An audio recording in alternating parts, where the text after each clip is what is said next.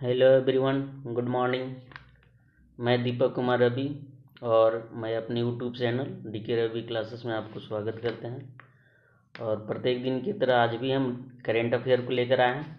आज का current affair कुछ खास तरीके से बनाया गया है। जैसे बाकी का जो करेंट अफेयर हमने दिया उसमें सिर्फ और सिर्फ एक्स्ट्रा फैक्ट को समझाया था और कहीं पर न लिखा था नहीं लिखवाया था। लेकिन आज का जो हम पीडीएफ प्रोवाइड कर रहे हैं इसमें आपको आंसर के साथ, देखिए जैसे 1 है तो 1 का आंसर, 2 है तो 2 का आंसर, 3 तो 3 का आंसर, इस तरह करके सभी का आंसर और विथ डिटेल आपको मिल जाएगा। और पीडीएफ के लिए सोचना नहीं है, आपको टेलीग्राम ग्रुप में डिस्क्रिप्शन बॉक्स में इसका लिंक हम प्रोवाइड कर देंगे और टेलीग्राम ग्रुप में इस पीडीएफ को हम डाल देंगे, आप लोग वहाँ से डाउनलोड कर सकते हैं। चलिए आइए देखते हैं क्वेश्चन नंबर फर्स्ट। भारत किस देश के साथ पृथ्वी अवलोकन के लिए संयुक्त माइक्रोवेव सुदूर संवेदी उपग्रह लॉन्च करेगा? सुदूर संवेदी उपग्रह जो है इसका नाम दिया गया है रिमोट सेंसिंग उपग्रह। क्या नाम दिया गया है? रिमोट सेंसिंग उपग्रह है। ये जो है से भारत यूएसए के साथ मिलकर ये उपग्रह को 2024 के लगभग फरवरी मार्च में लॉन्च कर देगा।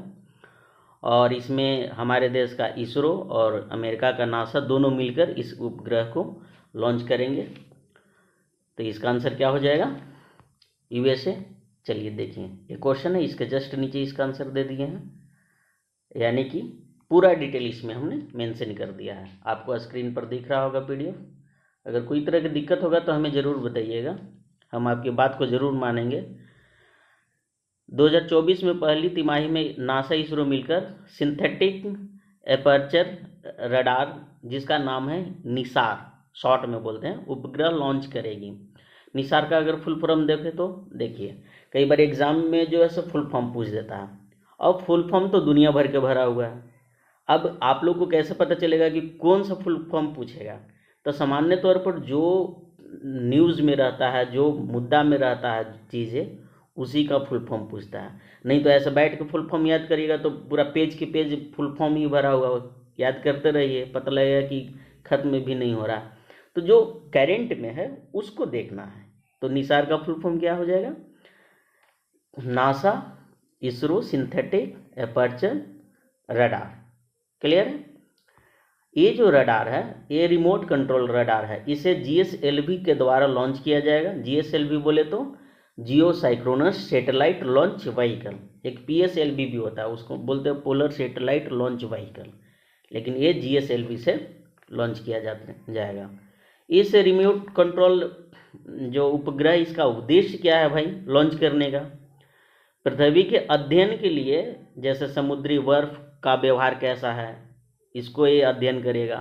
तटीय महासागर की घटनाएं कब होगी इसको अध्ययन करेगा। पर्वत, नदी, झरना इत्यादि, इसी के अध्ययन के लिए ये रिमोट कंट्रोल सैटेलाइट को लॉन्च करेगी। ओके, क्वेश्चन नंबर सेकंड देख लीजिए। आइए, क्वेश्चन नंबर सेकंड आपके स्क्रीन पर दिख रहा होगा।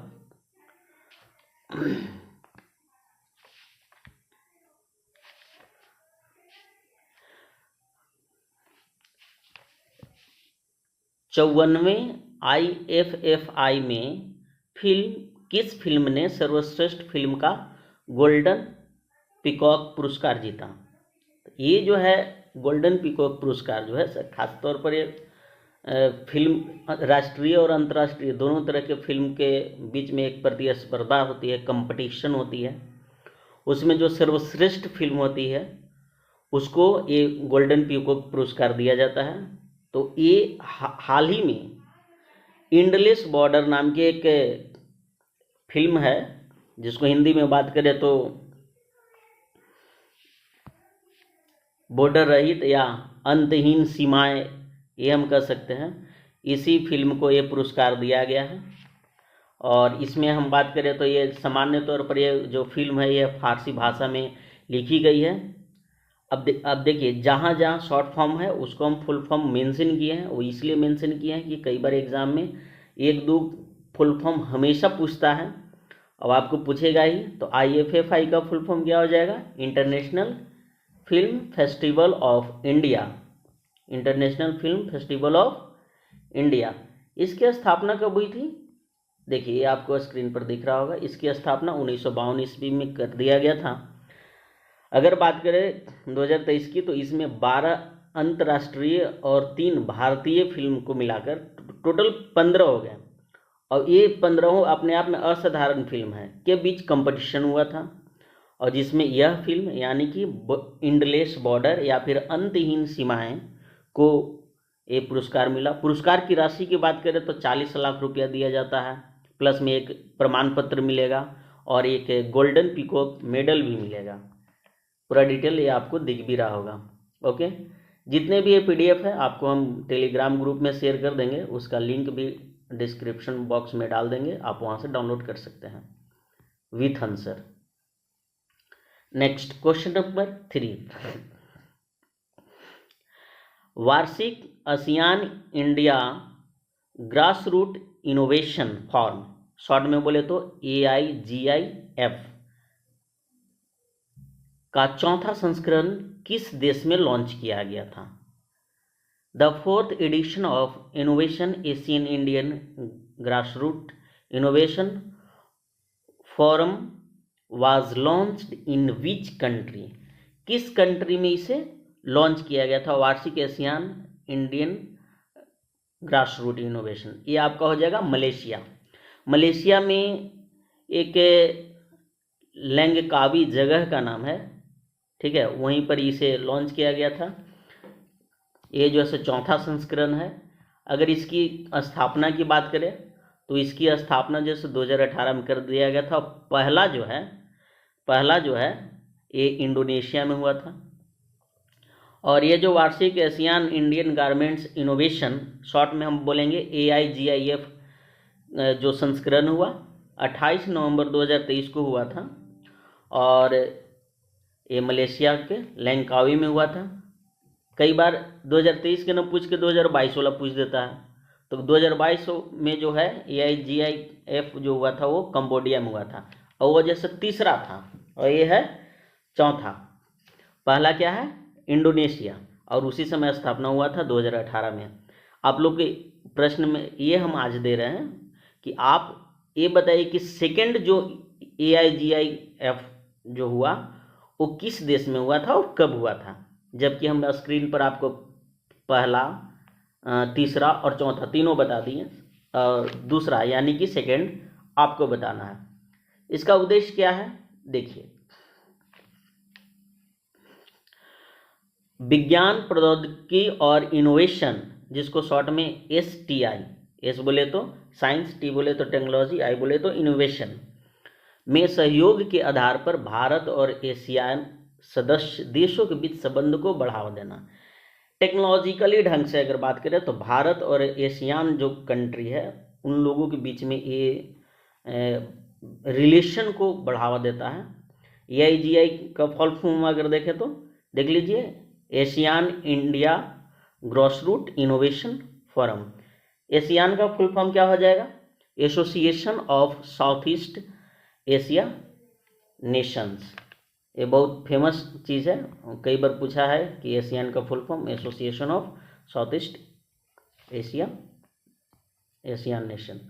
क्वेश्चन नंबर 4 आपके स्क्रीन पर क्वेश्चन 4 दिख रहा। डेविस कप 2023 का खिताब किस देश ने जीता? ये आपको इटली ने जीता था। पहले ये समझिए कि डेविस कप होता क्या है। जितने भी टेनिस से रिलेटेड जो है, जितने भी टेनिस खिलाड़ी हैं उनको एक कप दिया जाता है। देखिए प्रश्न कैसे पूछता है ये समझिए। मान लें तो पूछ दिया कि डेविस कप किस से संबंधित है। ऑप्शन ए खेल, ऑप्शन बी पत्रकारिता, ऑप्शन सी पेंटिंग के क्षेत्र में, ऑप्शन डी रिसर्च के क्षेत्र में, या विज्ञान एवं प्रौद्योगिकी के क्षेत्र में। ऐसे करके कुछ भी आपको ऑप्शन दे सकता है, वो उस एग्जाम वाले पर डिपेंड करता है। तो ये हो जाएगा खेल से संबंधित। अब खेल में भी पूछ दें कि डेविस कप किस खेल से संबंधित है, तो क्या आंसर हो जाएगा? टेनिस। आपको स्क्रीन पर दिख भी रहा है, देखिए ये जो डेविस है इसकी स्थापना 1900 ईस्वी में कर दी गई थी, और जिस समय स्थापना किया गया था ITF सदस्य राष्ट्र मिलकर, उस समय अगर देखें तो टोटल 15 ITF सदस्य राष्ट्र हैं और इन लोगों ने मिलकर इसकी स्थापना किया था। लेकिन संस्थापक अगर पर्सनलाइज्ड बात करें, कोई पार्टिकुलर बात करें, तो वो पर्सन है ड्वाइट F डेविस, और इन्हीं के नाम पर डेविस कप को रखा गया था। अगर पूछ देगा कि डेविस कप किन के नाम पर रखा गया था, तो ड्वाइट F डेविस। ITF की बात करें तो international tennis federation, international tennis federation में कुल 15 सदस्य राष्ट्र है। इन लोगों ने मिलकर इसकी स्थापना की थी 1900 ईस्वी में। चलिए अगला प्रश्न देखिए, क्वेश्चन नंबर 5। हाल ही में शिक्षा के लिए WISE पुरस्कार से किसे सम्मानित किया गया? वाइस पुरस्कार किसे दिया गया? देखिए, एक सफीना हुसैन नाम की एक महिला हैं जो कि गर्ल्स लोग को एजुकेशन प्रोवाइड करती है, वो भी फ्री में करती है। ये सामान्य तौर पर अगर देखें तो शिक्षा में उत्कृष्ट योगदान के लिए अगर किसी तरह के पुरस्कार की बात करें तो अंतर्राष्ट्रीय स्तर पर यही एक ऐसा पुरस्कार है जो शिक्षा के उत्कृष्ट योगदान के लिए दिया जाता है। तो इसका आंसर हो जाएगा ऑप्शन सी, सफीना हुसैन। सफीना हुसैन को जो दिया गया था ये पुरस्कार, देखिए कोई भी पुरस्कार होता तो ऐसे ही नहीं दे दिया जाता, बल्कि उसके पीछे कारण ये होता है कि कुछ न कुछ वो मेहनत उस ढंग का करता है और तब जाकर उसको दिया जाता है। एजुकेट गर्ल्स के संस्थापिका हैं और उसमें गर्ल्स लोग को फ्री में एजुकेशन प्रोवाइड करती है। इसका मुख्यालय मुंबई में है और इन्हें जो पुरस्कार दिया गया था ये 11th पुरस्कार है, वाइज 11th। अगर पूछ देगा कि 2023 में जो पुरस्कार मिला वो कौन सा पुरस्कार था, 11वां पुरस्कार था। शिक्षा में उत्कृष्ट योगदान के लिए यह एक अंतर्राष्ट्रीय स्तर का पुरस्कार है। इसकी स्थापना 2009 में कतर में किया गया था। कहाँ किया गया था? कतर में, 2009 ईस्वी में। चलिए बाकी का इधर जो क्वेश्चन है 6, 7, 8 ये ऑनलाइन फैक्ट है, इसमें कोई ज़्यादा फैक्ट की ज़रूरत नहीं है, इसलिए इसका सभी का आंसर हम लास्ट में प्रोवाइड कर दिए हैं। 6 नंबर देखिए, मरियम वेस्टर डिक्शनरी द्वारा किस शब्द को वर्ष का सर्वश्रेष्ठ शब्द चुना गया है? चलिए बताइए। ये जो है ऑथेंटिक, जिसको बोलते विश्वसनीय, जिस ऑथेंटिक शब्द को मरियम वेबस्टर डिक्शनरी ने वर्ष का सर्वश्रेष्ठ शब्द चुना है, यानी कि इसका आंसर क्या हो जाएगा? इसका आंसर हो जाएगा डी, ऑथेंटिक। क्लियर है? नेक्स्ट, हाल ही में किस केंद्रीय मंत्री ने नई दिल्ली में दिव्यांग बच्चों के लिए आंगनबाड़ी प्रोटोकॉल लॉन्च किया है? देखिए 30 नवंबर 2023 को स्मृति ईरानी की बात करें तो महिला एवं बाल विकास मंत्रालय इन्हीं के पास है, महिला एवं बाल विकास मंत्री ये है। स्मृति ईरानी ने 30 नवंबर 2023 को यह प्रोटोकॉल लॉन्च किया जिसमें दिव्यांग बच्चों के लिए, जैसे आंगनबाड़ी है, तो सामान्य तौर पर बात करें तो आंगनबाड़ी गांव कस्बे में आपको देखने को मिलेगा, उसमें छोटे बच्चों को पढ़ाया जाता है। उसमें जो दिव्यांग बच्चे हैं उस पर खास तरह के देख रेख किया जाए, कोई तरह की अगर दिक्कत है उसको तुरंत सुविधा उपलब्ध कराया जाए, उस बच्चे के लिए स्पेशल तरह के प्रोटोकॉल लॉन्च किया गया है जिसका नाम है दिव्यांग बच्चों के लिए आंगनबाड़ी प्रोटोकॉल। ओके, किसने लॉन्च किया था?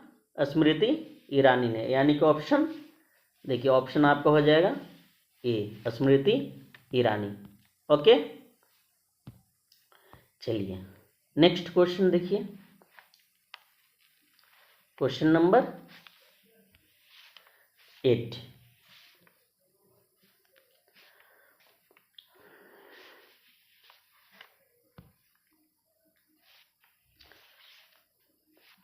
किस केंद्रीय मंत्रालय ने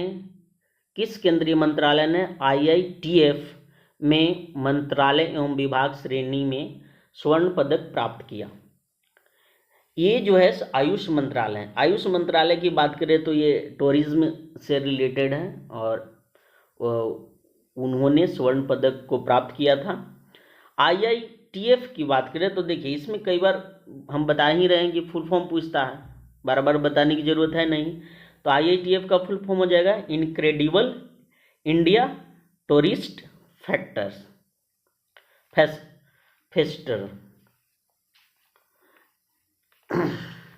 तो इसका आंसर क्या हो जाएगा? आयुष मंत्रालय, ऑप्शन डी। ऑप्शन ए में था विद्युत मंत्रालय, बी में है शिक्षा मंत्रालय, सी में सड़क परिवहन एवं राजमार्ग मंत्रालय, ऑप्शन डी आयुष मंत्रालय। इसमें अगर बात करें तो आयुष मंत्रालय, देखिए भारतवर्ष में कुल मिला के 58 केंद्रीय मंत्रालय बनाया गया है और यही 58 केंद्रीय मंत्रालय मिलकर पूरे भारतवर्ष को संचालन करता है। चलिए क्वेश्चन नंबर 9,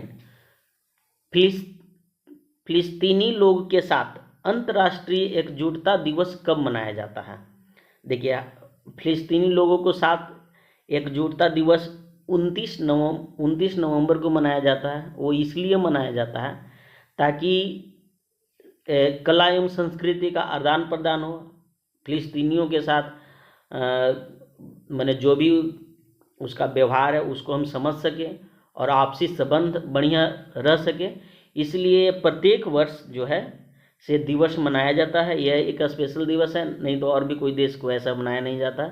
फिलिस्तीनी लोगों के साथ ये दिवस मनाता है हमारा देश, जो कि 29 नवंबर को, यानी कि आंसर हो जाएगा बी 29 नवंबर। आप YouTube channel DK Ravi classes देख रहे हैं। देखिए वीडियो अगर अच्छा लगे तो कमेंट जरूर करिए। अगर कोई तरह की सलाह है तो वो भी मुझे बताइए। हम कभी बुरा नहीं मानते हैं, सलाह के आधार पर हम अपने आप को इम्प्रूव भी करते हैं। तो आप मुझे बता सकते हैं, बेहिचक बता सकते हैं कि कहाँ पर क्या होना चाहिए।